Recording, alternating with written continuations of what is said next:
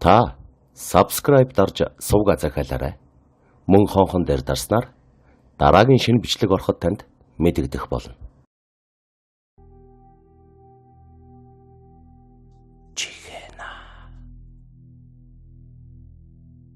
Нэг зондуийн гөлгөө гэдгэрийг дорндийнхан андахгүй. Энэр 1970-аад оны сүүлчээр дорнодод дэндүү танхаа нэгэн байсан бөгөөд 10 жилийн сургуульд байхдаа л өөрөөсөө ах залуучуудтай анман үзэлцдэг байж. Төвнийг 9-р ангид байхад нутгийн атман мөнгөн шагаагийгч хотоос ирсэн 2 залууг барьж авч дарамтсныхаа дараа та хоёр манай дорнодод дэндүү жижигдэн. Би та хоёрыг зодож гараа бузарлахгүй. Та хоёрт ерөөсөө манай аймгийн 9-р ангийн хүүхэд зондуийн гөлгөө л хангалттай. Гээд тэднийг гөлгөөгөр зодуулж байсан гэдэг. Гөлгөө нүг нь толгой сайтай хичээл сурлагандаа давгүй байсан чи 9-10 дугаар ангид байхдаа томчуудыг дагаж зодоон зохион хийсээр яваад хичээлээсээ хоцорсноор дээд сургуульд орж чадаагүй байна. Тэгээд тэр шууд л цэрэгт татагдсан бөгөөд зүүн баянгийн цэргийн ангид очиод хал цэргүүдэ барьж авч зоддог сүрхий ир болж хувирсан байгаа юм. Ямар сайн даал шин цэрэг байхдаа мөрөн дээрээ генерал погон хатаж калифтай өмд хороомон гутлаар гангарч 1000 цэргийн толгой дээгүүр автомат буугаар шүршиж байсан гэдгээ. Ингэж дэггүйтж явсаар халахын шоронгоор нэг бус удаа шүргээд авсан байна. Тэгээд 1980-ад оны дунд үед нутагтаа очиж атманыхаа ажлыг өргөжлүүлсэн бөгөөд энэ үеэс тэр архинд гүнзгий орж эхэлсэн байна. Манер Дорнод аймгийн төвөөр 2 гараараа дүүрэн бугуун цаг ярайлгаад алхаж явах нь олонтой байж. Гэхдээ тэр нутгийнхныхаа дээрэмдэхгүй. Гаднаас ирсэн хүмүүсийг дээрэмдэж тэдний мөнгө төгрөгөөр архи уусаар байгаад архичин болж ховирчээ. Энэ ч утгаараа Дорнодын залууста аймгийн даргаас илүүтэйгээр хүндлэгддэг байсан бөгөөд нутгийн зарим хүн гадны хүмүүст манай аймгийн дарга зондуийн гөлгөө гэж танилцуулдаг байж. Харин тэр 1990-ад оны үед Гевгенет архинаас гарч олон хүнийг алмааруулжээ. Нэр нөлөөтэй атман хүн архинаас гарна гэдэг бусад залууст их ээхэн үлгэр дуурай болох нь гарцаагүй. Харин жирийн архичин архинаас гарах юм бол хинж тоож авч хэлэлцэхгүй. Тийм ч учраас зондуийн гөлгөөг нэр Дорнод аймагт хаа сайгүй цуурайтах болж нийтийн бүжгэн дээр хүртэл хөтлөгч залуу. Манай аймгийн зондуийн гөлгөө архинаас гарч сайн сайхан амьдарч байна. Тиймээс залуучууд та нар гөлгөө шиг архинаас гарах хэрэгтэй. Гэх зэргээр сурталчилдаг байж. Мэрэж аймгийн атман гөлгөөг дуурайгаад маш олон залуу архинаас гарсан бөгөөд тухайн үед чой болсон хотын дарга байсан Бат Төмөр гэдэг хүн зондуийн гөлгөөг өрөөндөө дуудаж уулзсан архинаас гарсанд нь баяр хүргээд дээл гутал зэргийг бэлгэлж байсан гэдэг. Энэ тухай Дорнод аймгийн орон нутгийн телевизээр хүртэл гарч байсан байгаа юм а. Гэвч магцсан хүүхэн хормон дээрээ гихчээр угийн буруу замаар будаад исэн гөлгөө төдөлгүй архиндаа буцаж ороод хөл тол гойгүй архицаар яваад 1990 оны дунд үед нас баржээ. Зондуийн гөлгөө халахын шорон хүртэл цуурайтуулаад авсан бөгөөд ер нь Дорнодын үе үеийн атманууд хаан чивсэн нэр алдраа сайн муугаар дуурсгаж явсан гэдэг. Зондуийн гөлгөөгөөс гадна хар сэргээ гэж бий. Дээр үгүйсэн мөнгөн шагаа болон түүний ах алтан шагаа байна. Мөнгөн шагаа нь 16-аас 20-од насны залуучуудыг удирдах тэднэр дээрэм тонол хулгай зэлгийг хийлгдэг байж. Тэгээд тэднээсээ татвар авна. Мөнгөн шагаа хулгайлж дээрэмдсэн юмаа нуусан залуусыг хашраахын тулд тэдний чихийг халуун төмрөөр хайрхаас гадна өөрийн зохиосон шөрмслөх гэдэг аргыг хэрэгэлдэг байсан гэдэг. Тэр нь юу вэ гэвэл гар хурууныхын шөрөмсийг хутгаар таслах, гарынхын судсыг сураар чанга боож цусыг нь хааж ухаан алдуулах зэрэг юмсан ч. Харин ах алтан шагаа нь арайч түн шиг хэрцгий авиралдаггүй. Гэхдээ л өөрийнхөө хэмжээнд бусдыг нууц байдалд хөөхөн дөнгөчгдөг байснаар цагдаагийнхны хараанд нэг их өртсөнгүй. Тийм ч учраас шорон гяндангаар нэг их яваагүй яж. Харин мөнгөн шагаа нь хэд хэдэн шорон дамжсан бөгөөд шоронд очиодч хэрцгий харан шингаа тавилгүй зарим хоригдлыг шөрмслэх аргаараа залхаан цээрлүүлдэг байж. Энэ ч утгаараа түүний нэр халахын шоронд төдийгүй босод аймагуд ч хүч авсан байна. Тэрбээр Дорнод аймагт атмаандаж байхдаа ганган хэнцэр хувцлагыг эрхэн болгож байнга пижак костюмтэй явдаг байж. Мөн тэрээр мөрөдө тоглоомыг үндсэн ажиллаа болгожээ. 1880-ад оны сүүл үед архины хүн хордлогоор нас барсан түүнийг дорнодын цагдаагийнхан хөдөө орон нутагт рэкетийн хэргийг анх үүсгэсэн эдгээд гэж үздэг юм байна. Гэхдээ мөнгө шагаа үнийг өөрөө гардан гүйцэтгэхгүй. Удирдлагатаа байдаг залуусыг шордож нутгийнхаа малчдыг хүртэл рэкетэлдэг байсан байгаа юм.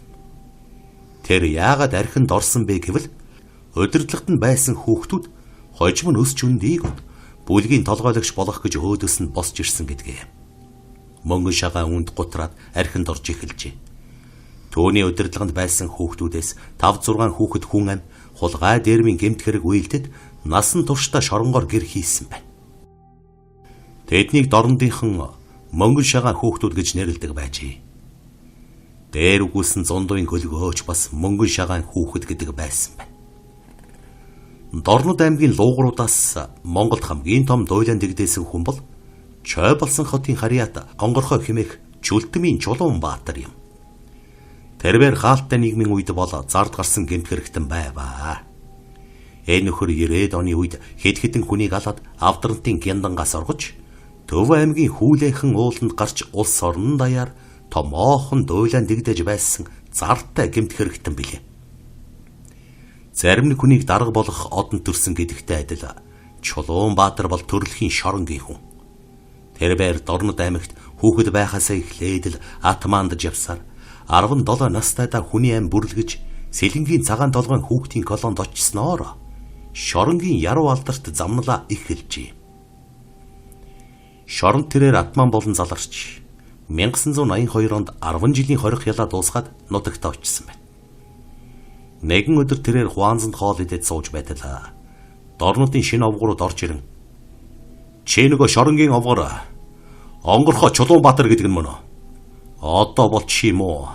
Яач ч чадахгүй шүү" гэд хутаг гарган төвчгөнжээ. Харин онгорхоо Чулуунбаатар өг дуугүй хоолоо идэж дуусгаад залуус руу ганцхан дайрч хутгийг нь булааж аваад нэгнийх нь зүрхэн тушаа зоож өргөсөн байна. Тэгээд тэр "Чамайг бодох юм бол гаргасан хутгаа буцааж үзээгүй хулгайч" гэж аргачээ. Чулуунбаатар цустай хутгаа барин цагдаа дээр очиод "Энэ нарны овгор тогрууд чинь зүгээр байлгахгүй юм. Сая нэг дургу хүргээд байхаар нь алчглаа. Шорондоо очиж хэвтэх минь" гэсэн гэдэг. Ингээд тэрээр Дорнод аймгийн шүүхээр он цаа юултай гэмт хэрэгтэн гэдэг зэрэг дэвэ тогтоолгот Авдрантын онцгой дэглэмтэй хорих ангид очижээ. Ямар ч авьяасгүй хүн байдаггүй гэдэг шиг Чулуунбаатарт гарын ур чамгүй хайрлжээ. Тэм учраас онцгой дэглэмтэй хорихын ажилчид өдөр шөнөгүй түүгээр хутаг хийлэгдэг байж. Нэг өдөр Сараана хэмээх марзан хочтой ахмад чимэд өрөөндөө онгорхой Чулуунбаатарыг дуудулсан байна. Тэрээр "Хөөй хулгайчаа. Чамайг үхэр хүрдэг чинжаал хийдэг гэж сонслоо. Надад хэдийг хийгээд өгөөч" гэжээ. Тэгтэл Чулуунбаатар "Би үхэж байсан ч хулгайчдын мах цусаар хоолсон чамд худаг хийж өгөхгүй. Худаг хийж өгсөнгүйгээд чи надад ял өгөхгүй нь мэдээж. Чи бид хоёр хоёулаа энэ шоронгийн тав шүү" гэж хийгч үргэжээ. Саранаг чимэд түүний үгэнд хорсон оройн тоонд суусангүй гэдгээр далимдуулан 100 гаруй хоригдлын өмнө цус нүчтөө холин бороо хотсон байна.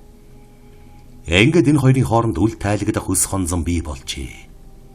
Ахмад чимэд Чулуунбаатар чи Дорнод аймагт атмаа явсан байгаа биз. Харин энд бол чи атмаа биш шүү. Шоронд атмаанаар хүлээн зөвшөөрөгдсөн бүдүү нараа том цогоо хоёр л байна. Энэ хоёроос өөр хулгайчийг өөд гаргахгүй гэж занжээ. Тэгээд онгорхой Чулуунбаатарыг дарах гэж янз бүрийн аргаар үздэг болж. Чулуунбаатар харуулын байраар дамжин гарах болгондоо буу зэвсэг хадгалдаг сейфний түлхүүрийг ажиглаж тэгээд нэг л өдөр нүдний баримжаагаар түлхүүр хийгээд авчээ. Ингээд 3 өргөстэй түлхүүрийг халаасандаа хийчгээд эгзэгтэй мөчийг хүлээсэн байна. Нэг өдөр харуулын байраар орвол ахлагч Бат сүхийн нүд сэргээд иржээ. "Өө ашгүй.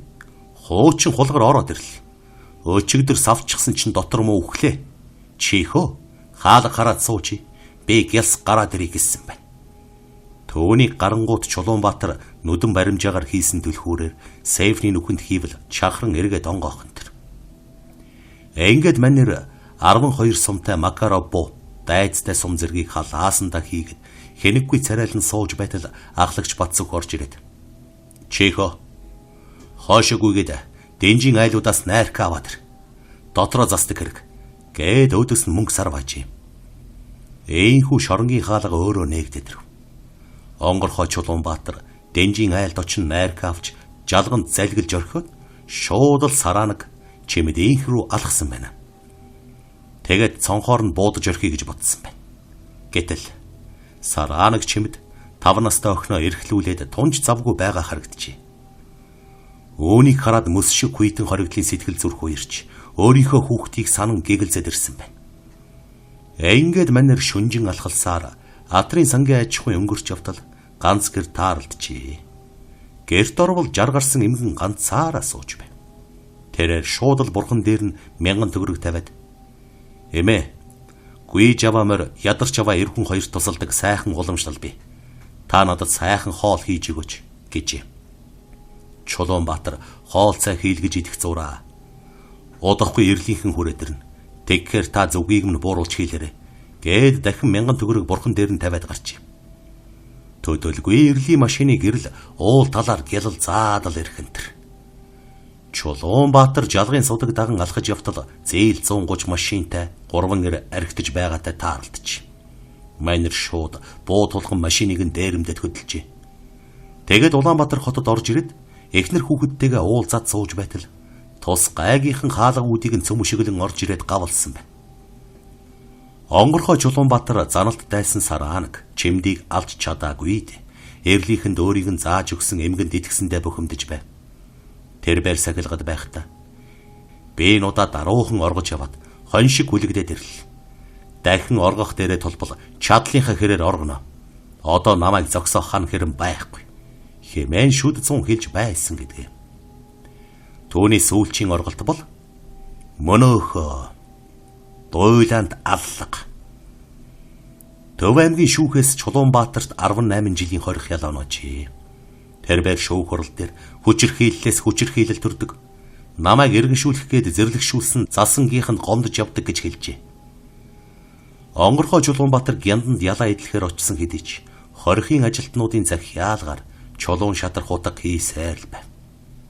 Тэр байр Сэлэнг аймгийн Харьяат Нанздын дөр тогтох гэдэг залуутай нэг камерт хоригдох болжээ. Энэ үед хорихын ажилчид аригдах явдал хэрээс гэтэрч байв. Хорихын ажилчид хоригдуулаас мөнгө зээлж аригтаж байхад Онгорхой Чулуунбаатар сэлэмшиг урт чинжаал хийгээд авчээ.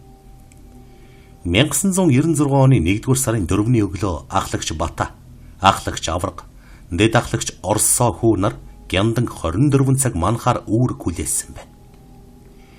Энэ үед хорих ангууд цалингаа тавьж чадахгүй дэ хүрээд байваа. Хорихын удирдлага хянагчдад ёс зүй хэмээн ярихаас өөдөөс нь цалингаа нэхэд хэвтчихнэ. Өвгөн хуйг Бата 30 жил шорон мансан бөгөөд хүн яргалах дуртай даал байж байгаа нэгэн гинэ.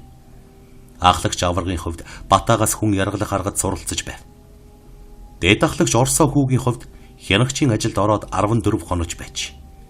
Тэгтэл ээлжийн ахлагч Бата Ялтан Чулуунбаатарыг өрөөнөөс нь гаргаж ирээд гэрийнхээ цоож цургийг янзлуулжээ. Тэгээд ахлагч Бата дэд ахлагч Орсоо хүүг найркад гүйлгэж аврагтайгаа нийлэн архитаж гарсан байна. Тэдний архит дуусах үед Бата дахиад нэг хус чихэмсэн гэхэд Онгорхой Чулуунбаатар надтай хамт камерт байгаа Нанздын төр тогтоход гэрээс нь эргэлдэрсэн. Та нарыг нар салхи өнөртүүлж байгаа тусыг чинь бодоод мөнгө өгье гэсэн байна. Хянагч Бата шүдгүй амаа ангалзуулан инээж хуучин холгоруудыг шоронд орохоор амиа аваад халаасалчихдаг гэдэг үнэн шүү. Манай чуг хуучин хулгар гэсэндээ мөнгөтэй байна шүү. Гэж шүлсээ өсчүүлсэн байна. Тэгээд төр тогтохыг өрөөнөөс нь гарган архины мөнгө авч аваргыг архинд гүйлгэхээр болов. Дэд ахлагч Орсоо хүү гяндангийн цэвэрлэгч Лаваг сүрэн хоёр хоригдлуудын хүнжил гудас тараахаар болжээ. Тэгтэл Онгорхой Чулуунбаатар Лаваг сүрэн хоёр гэнэт дайран ахлагч Бата Орсоо хүү нарыг хүч хавсран хүлж орхисон байна. Тэд ахлагч Орсоо хүүгийн цээжин тус газар бууны жадаар жадлан гадуур хувцсыг нь тайлж авлаа. Энэ үед гаднаас ахлагч Авраг Совлогч Мөөнөр орж иржээ. Ахлагч авраг байдал биш болсныг ойлгоод ухрахад онгорхой Чулуунбаатар аврагыг заамдан авч "Мөн новш минь. Хулгаруудын ар гэрээс ирсэн хэдэн төгрөгийг дээрэмдэг хугацаа чинь дууслаа шүү" гэж хашгирчээ. Тэгээд ахлагч аврагын хүүртгийг толгой дээгүүр нь өмөргөж байгаад төр тогтохоор жадлуулж эхэлсэн байна. Бүр 10 гаруй удаа цээжинд нь жадлсан байгаа юм. Энэ үед Ялтан лавг сүрэн лантуу авчирч ахлагч Батаагийн тархийг бяц цогхон дээрээ. Онгорхой Чулуунбаатар совлогч Мөөнөд худах толгон хязээч хулгайч яргалж байгаагүй учраас нөхрийг чинь хүндэлж явдаг. Чамайг алахгүй. Харин чи бид гурвыг гарахад туслаарай гэж. Хэдхэн минутын дараа гэхэд тэр гурав эхийг хөнөөсөн цагаан мөг төрсөн үрээ шатаач хөнөөсөн чимгээ таксины жолоочийг боож алсан бямсүрэн нарыг хүчндэд дараа нь хөнөөж орхижээ. Энэ гурван Ялтан хөнөөх болсон нь өөрсдөөсөн л болсон байна. Цагаан мөг бямсүрэн чимгээ нар түүнийг дагаж явна гэж. Тэгтэл Чулуунбаатар "Ийм хүйтэнд та гурав хөлдөж өгнө" гэхэд чимгээ "Тэгвэл хашгирлаа" гэсэн байна. Үүнээс болж 3 хүүхэн амнасаа алджээ. Ингээд Чулуунбаатар төр тогтох лавг сүрнээр хөнөөсөн хянагчдын хувцсыг өмсөд совлогч Мөөнөд хутах тулган шалган нэвтрүүлэгтэр ирсэн байна. Насаараа 20 анги мансан хянагч Гүнчин цогоо 2 ажиг сэжиг авалгүйгээр совлогч Мөөнөд хаалга тайлжээ. Төөний араас шийтсэн 3 Ялтан гарч ирэн буу тулгаад Гүнчин цогоо 2-ыг хүлж өрхөв. Энэ үед лавг сүрэн "Энэ муу 2-ыг хүлж цаг бараад яхав. Буутчихъя" гэхэд Чулуунбаатар "Наад муу 2 ч намайг мансаар байгаад өдөлж яваа юм. Жамаараа өгөх" гэсэн байна. Тэр гурвыг шоронгийн хашаагаар гарахад оршуулганд оролцоод явж байсан машин бэлэн зогсож байж. Тиймээс шууд л буу тулган машин дээрэмдэд хотын зүг явж байснаа зам бургуулан Төв аймгийн Угтаал цайдан оржээ. Тэгэд цаашаа жаргаланд орох замдаа Хүлээхэн уулын ингэрт дээрэмдсэн машина цаасанд суулгаж орхиж. Энэ үед Монгол телевизээр 1996 оны 1-р сарын 4-өөс 5 жил жигшин Төв аймгийн Лүн сумын авторанд тосгонд байрлах 403 дугаар ангийн Гяндангаас онгорхой хэмээх Чүлтмийн Чулуунбаатар, Шар хэмээх Банзарагчийн лавг сүрэн Нанздын төр тогтох нар бүлэглэн орлоо. Онц аюултай гэмт этгээдүүд 6 хүний амь насыг хөнөөгд машинтай иргэдийг барьцаалан жаргаланд чиглэн зүгтаалаа гэсэн мэдээлэл цацагдав. Эйхүү унтаж байсан Монголын цагдаа түргэн авч Улаанбаатар хотын бүх анги нэгтгэлүүд Төв, Ховрханга, Булган, Эрдэнэт, Сэлэнг аймгийн цагдаа тагнуул элитийн тусгай хүчнийхэн хөдөлвөө. Архинд халамтсан төр тогтох хэдүүлээ штэ. Монгол даяар дуурсах гэмт хэрэг. Энэ барьцааны нөхдийг буудан хөнөө. Гэхэд онгорхой Чулуунбаатар гэмгүй иргэдийг хөнөөхгүй. Засангийн ярахчд байсан бол алах байла гэсэн байна. Эдрүсийн жавар тажигнаж нэмгэн хувцастай 3 хоригдол хөлдөж өгөхгүй тулд уулын оройр үгүй. Генерал Пүрв баривчлагын групп ахалсан амар болд тэргүүтэй хүчнийхэн Хүлээхэн уулыг битүү бүслэн Борнуурын тосгоны хажууханд дээшилж хоригдлуудад 30 м ойртонгуудаа ямар ч анхааруулгагүйгээр гал нээсэн байна. Их захгүй буундуу тажигнаж ургаа модны ард нуугдсан 3 хоригдол газар илэгдэн унжээ. Гэхдээ онгорхой Чулуунбаатар шиир зааж АК-гаар дэнгэрөөд буутаж цагдаа нарыг ойртуулсангүй. Гэсэн хэдий ч төр тогтох Чулуунбаатар нар цээжин тус газараа буудуулж үхлийн шарх авсан байна. Тэр хоёрыг эмнэлгийн багт яаралтайгаар хүргэсэн ч замдаа нас баржээ. Тэд хэргийнхээ талаар ямар ч мэдүүлэг өгч чадалгүй ийхүү нарс барсан байдаг. Харин лавг сүрэн сургуультай ноход дараад авсан учраас амьд үлдэж шүүхээр ялын дээд хэмжээ авсан билээ. Тэрээр өөрийнхөө хийсэн хэргийг нөгөө хоёр руугаа чигсэн юм. Хянагч Орсоо хүү амьд үлдсэн хэдий ч ажлын хариуцлага алдсан хэрэгээр шоронд орсон байдаг. Манер зүүн хараагийн шоронд нэг овгор хулгайчийн гутлыг хулгайлан зодуулж нас барсан гэдэг. Монголын цагдаа энэ хэргийн дараагаар мэрэгжлийн ур чадвар гаргасан гэд баахан нөхдийг шагнаж байсан. Мөн 20 ангиудын нөхцөлийг сайжруулах томоохон ажил уудч энэ үеэр явагдсан юм. Хэргийн газар ажиллаж байсан шинжээч, эмч шалан дээр урссан цус гутлын хоншоор давж талигаж батагийн тархи таазанд нялгдсан байж билээ. Нийгэм цаг үе төр засагт өшөрхсөн гэмт хэрэгтнүүд ямар аимшигтай болохыг биеэр мэдэрч өөрийн ирэхгүй давхын зочиж билээ. Гэсэн ярилцлага өгч байваа. Дорн зүгийн нудрах чанга ирчүүд зөвхөн дорнодод дуусгуур болохгүй. Соц нийгмийн үед Дорноговь аймгаас хэдэн айхтар нөхөр тодрон гарч ирсэн.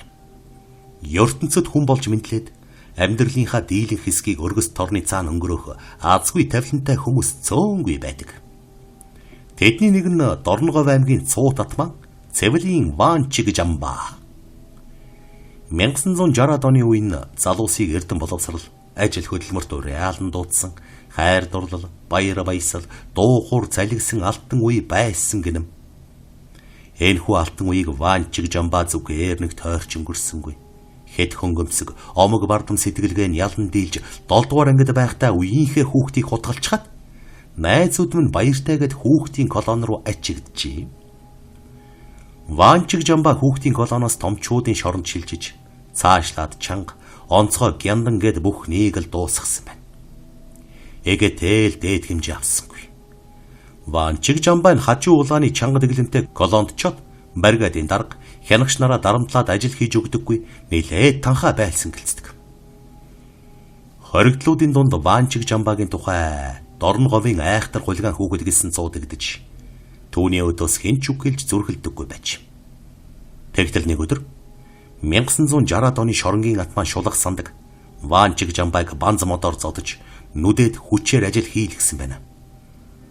Толгойлогчийг нүдчихсэн тул түүний галхам, турба пүүшгэн, шар сандаг дорчноор аргагүй ирэхэнд ажил хийж эхэлсэн гэдэг.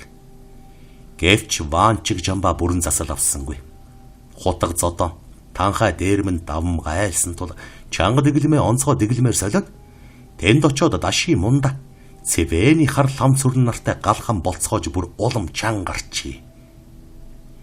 Мань гурав савл хийвэл танхаарч онцгой дэглэмийн шоронгийн хэв журмыг алдаг дуулснаар хоёр ч удаа гяндлуулсан байна. Гянданд очоод улам бүр чангархан дэрэ. Ванчиг Жамбаа янз бүрийн юм хөшиж онгойлгохдоо мэрэгжлийн хүн тул хөнгөн цагаан халбаар түлхүүр хийж гяндангийн өрөөгөө хэлбархан онгойлгоод жирийн камеруудаар явж мөнгө төгрөг журмалдаг байж.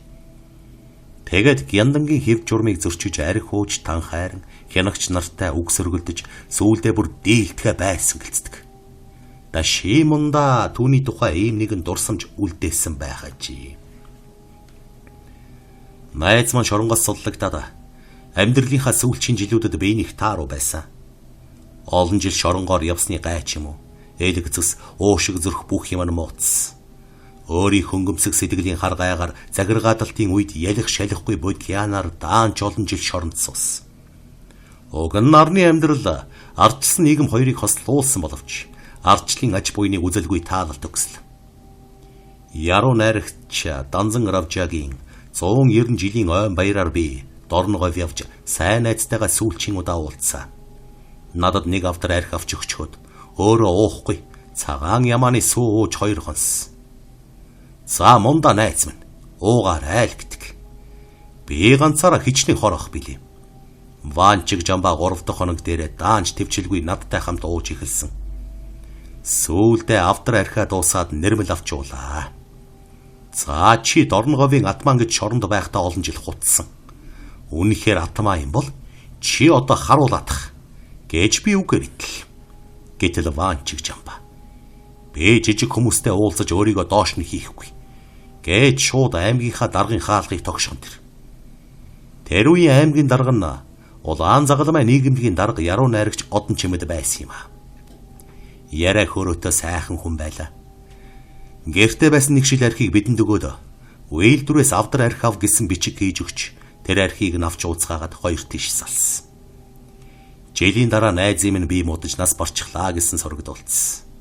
Би оршуулганд нь очиж чадаагүй дээ. Одоо болтол харамсдаг юм. Хэмээжээ.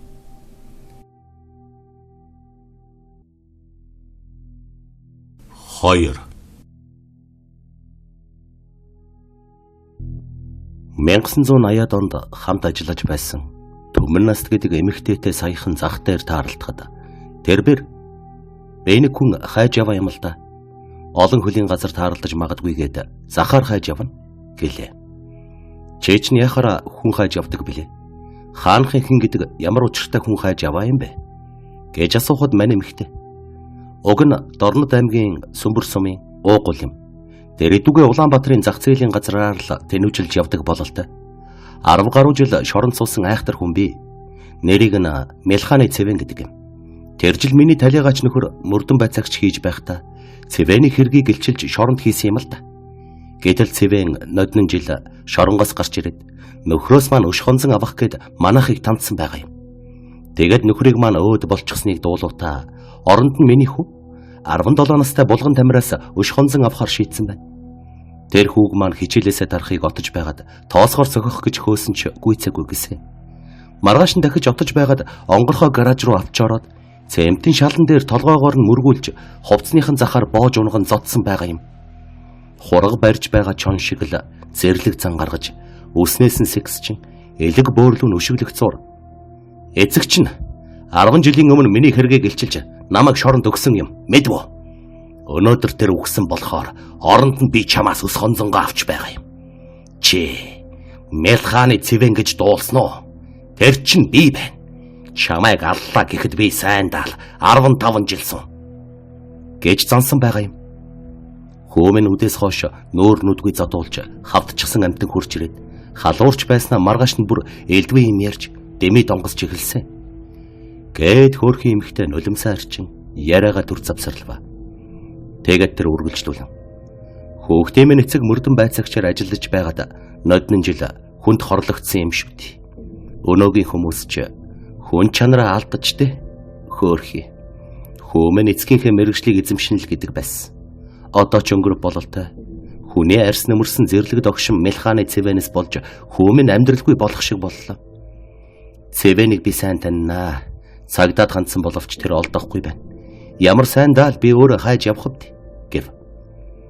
Чи тэр хүнийг оллоо гэд ямар ч багад зэвсэггүй. Ганцаараа яаж баривчлах юм бэ гэж асуухад би барааг л харддаг юм бол тааралцсан цагдаад мэдэгдээд баривчлуулах санаатай байгаа юм. Тэгэхгүй бол энэ цагдаа нар чинь хөдөлж өгөхгүй байна шүү дээ гэж үнэн өчвөө. Тэрбэр нэг таньдаг цагдаатай хандаж чи надад Мэлхааны Цэвэнийг олж өгч туслаач гэхэд хөөхтийг чинь алж хаагүй л болоо. Тэр чигт нөрх. Энэ хэрэгээс та юу ч олж хожихгүй гэж айлтжээ. Төвний хэлсэн бараг л ортой болов уу? Өөрийн гисэн орон гэргүй энэ тэнүүгээр тэнэж явдаг Мэлхааны Цэвэнийг олж баривчлаа гэхэд мань хулгайч төлбөр төлөлгүй сайн л бол ганц 2 жил ял аваад өнгөрнө. Ер нь гэмтний өмнөөс гэмгүйн хариуцлага хүлээж давхар хохирдог хачин тогтолцоотой улс манайхаас өөр байдгийн болвол Төмөн наст хүүгээ хотод авчирч нэг удаа эмчлүүлэхэд гарсан зардал нь өчнөө 100,000 гол даваад явчихсан байгаа юм. За энэ ч яах вэ гэж бодъё. Хамгийн гол нь хүүгийнхэн тарих толгойн өвчин засрал олсонгүй. Сүүлийн жилүүдэд эрс олшроод буй сэтгцийн өвчтөй олон 10 хүний игнэг шизофрентэй гэсэн онцтой нэг хүү хэллээ. Энэ өвчний талаар мэрэгжлийн хүмүүсээс асууж тодруулахад ийм төрлийн өвчин тарих толгойн хүнд гэмтэл хэтэрхий айж зочирдох зэрэгээс үүддэг гэв. Ялангуяа шилжилтийн насны хүүхдүүд ийм өвчнөд маш амархан автдаг тухай нэг мэрэгжилтэн тайлбарлав. Орон шоронд орж сэтгэл санаагаа зэврүүлэн гээсэн Мэлхааны Цэвэнд хүн чанарын өчүүхэн хэлтэрхий байсан бол хүн хэлээрээ мал хөлөөрөө гихчээр зовлон дунсан их төмөн настай эргэж уулзаж өвчин зовлонд баригдсан хүүг нь эргэж тойрох байсан биз. Айл 10 жилийн өмнө эцэгт нь хорсон хорслоо хүүд нь гаргана гэж байх уу? Тэгээд ч түүнийг ямар хэлс хэрэгээр 10 жил хорчихсан биш. Мэлхааны Цэвэнийг ямар хэрэг үйлдсэн талаар төмөн настаас асуухад нэг эмэгтэй хүчндээд цүнхтэй мөнгийг нь дээрэмдсэн юм бэл. Өөр бас 7-8 айл ухсан байдаг. Мөн нэг албан газраас 8 сая төгрөг залилж авсан нь мөрдөн байцаалтын явцад тогтогдсон гэдэг. Тэр хүчин дээрэм ловрын хэрэгээр яллагдсан. Ёстой л юм хийчихдэг аюултай шорондчсан эдгээд байгаа юм. Одоо айгүй бол хэн нэгнийг дээрэмдэж ловирдаад л явж байгаа биз гэсэн юм. Нэрэж Цэвэн шиг хүний мөсөө хөлдөө гიშгсэн амьтад бидний дунд сүргээр цохиж яваа бөгөөд тэднийг хулгай дээрэм хийж хүний ам бүрлэгсний дараа л том жижиггүй сүр бадруулдаг жам ёсны үзэгдэл болсон байна.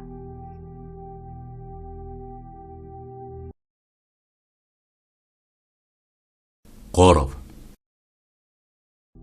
1980-ад оны үед согтуу нөхрөө хутгал жалаад 8 жилээр яллагдсан Туяа Цэцэг гэх эмэгтэй 1989 онд шоронгоос суллагтаад 1990 онд Луврын хэрэгээр дахиад л шоронгийн хаалга татсан байна. Эмэгтэй ялтнууд түүнийг зайлуулах өөрхий арчаа гаалтсан согтуу нөхрөө хүмүүжүүлэх гэж байгаад санамсаргүй шалтгаанаар амийг нь хөнөөчихсөн юм. Муусан эрчүүд өөхөх мөрөөр өгөхгүй хүүхнүүдэд дандаа гай болж байдаг юм. Туяа Цэцэг маань тэр гайг үүрч яваа хөөрхийлөлтөө бүсгүй гэж эвэлж хайрладаг байжээ. Гэвч нөгөө эвэлж хайрлуулад байсан хүн нь шоронгоос суллагдангуудаа Луврын хэрэгээр дахиад ороод ирхэн тэрээ.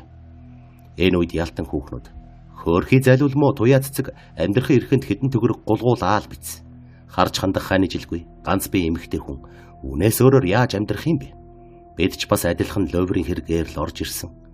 Муусан эрчүүдийг сайн гихч Луврдах хэрэгтэй. Хэмээн түүнийг гэмт үйлдэлийг зөвтгсөн байгаа юм да. Хүн алсан ч хайрлуулж байдаг. Лувр хийсэн ч хайрлуулж байдаг. Ингээд бодоход Туяа Цэцэг их азтай хүүхэн бололтой. Тэр 1995 онд шоронгоос суллагдаад савл хийвэл би саятан болно гэж ярьдаг болжээ. Саятан болох хамгийн амархан арга юу вэ? Хүн болгон л саятан болохыг хүсдэг боловч заримынх нь хувьд энэ нь хизээж бүтэшгүй үлгэр гэсэн үг. Харин заримынх нь хувьд ердөө л цаасны өөдсөн дээр ганц хоёр өгүүлбэр холбоод биччихэд л ганц сая байтугай хэдэн 10 сая төгрөг өөрөө урсаад ороод ирэх жишээтэй. Гэхдээ энэ бол зөвхөн Луврчдад тохиолддог нийгмийн гоц үзэгдэл билээ. Нэгэн цагт алуурчин байснаа Луврчин болж хувирсан Туяа Цэцэгт бас энэхүү гоц үзэгдэл тохиолсон байгаа юм. Нэрэж бодоод байхад иймэрхүү гоц үзэгдэл зөвхөн банкны цолмон 90 саяын ганц үг чойргийн дүгрээ нарт тохиогоод байдаг зүйл биш бололтой. Адилхан лавын хүү ээжийн охид болохоор Туяа Цэцэг мэдч тэрхүү нийгмийн гоц үзэгдлийг хүртэх эрхтэй юмсан ч. Луврчин Туяа Цэцэг өөрийнхөө хүч хөдөлмөрөөр бусдын мөнгө төгрөгийг луврдаж саятан болохын тулд нэг л өгүүлбэртэй зарлал бичиж үнэгүй зар нийтэлдэг сонин тавьжээ. Гэхдээ энэхүү зараа үнэмшилтэй болгохын тулд Сандо амбан хэмээх нэртэй хуурамч компани бий болгосон байна. Мөн тэрээр Японы Марубэни бүүстэй нэгт хамтын ажиллагаатай гих домог бас зохиож. Тэрээр хохирогчдод ихтгэл үнэмшил төрүүлэхийн тулд манай Сандо амбан компани Японы Марубэни бүүстэй хамтран ажиллах гэрээ байгуулсан. Японы тал бидэнд хямд үнээр такси бааз худалдах сонирхолтой байгаа. Ердөө нэг сайн машины үнэ буюу барууны жишгээр 100,000 Америк доллараар 50 ширхэг хөнгөн тэрэгтэй бүхэл бүтэн такси бааз худалдаж авна гэж хожоото 8 байлгүй яах вэ? Тэгээд ч энэ 8-ыг хийсэн нөхцөлд Марубэни пүүс ахин нэг такси баазыг бараг зүгээр бэлгэлчихнэ гэж амласан хэмээжээ. Огтхон ч үнэмшмээргүй ийм үгээрэнд олон хүн үнэмшхийн дээр үнэмшсэн сонио. Даанч харамсалтай нь ямар ч гэрээ байсангүй. Хожим Туяа Цэцгээс энэ тухай асууж тодруулахад тэр гэрээ алга болчихсон гих тун чингийн бөгөөд ухаангүй хариулт өгчээ. Машин бэлгэлдэг бэлгэлэгтээ 20-30-аар нь өглөг болгож орхидог буянтай пүүс маань үгүй болчхоор нэгч машины бараа үгүй болох нь ойлгомжтой.